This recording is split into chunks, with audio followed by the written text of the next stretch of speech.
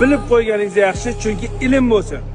Bu Ka'bada tavof qilayotgan musulmonlarni har bitta eng yaxshi ko'rgan, eng afzal ibodatlardan biri Makkaga kelganda tavof. Tavof qilasiz, bemalol xohlaganingizcha qilasiz, to'g'rimi? Lekin bu Ka'baning tepasida Baytul Ma'mur bor. Baytul Ma'murda har bitta farishta bir marta umri davomida kira olar ekan. Sizda bu imkoniyat juda ham ko'p. Makkaga kelganingizda eng afzal ibodat tavof qiling ko'proq. Umra badal qilishga ilm ahli targ'ib qilmagan. To'g'ri, ota-onangiz uchun bir marta qilsangiz afzali zarar qilmaydi, lekin faqat Oysha onamizning masjidiga borib, qayta umra badal qilganingizdan ko'ra, sho'kka kelib 7 marta tavof qiling, maqomi Ibrohimga o'tib 2 rakat tavof namozini o'qing, bo'ldi. O'shani savobini o'tganlarga baxshida qiling.